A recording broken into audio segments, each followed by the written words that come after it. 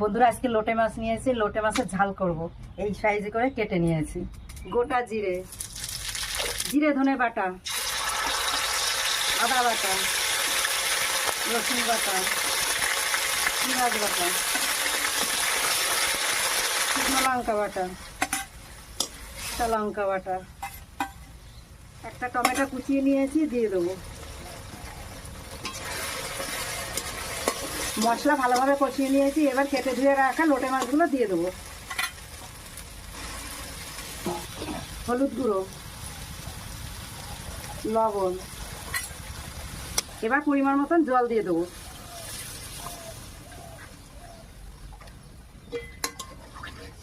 এবার ঢাকা দিয়ে দেবো। এবার ঢাকনা তুলে নেব।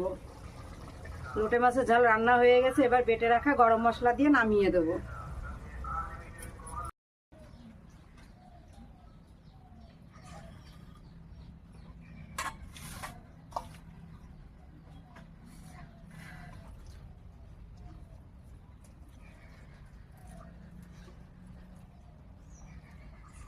টাটা।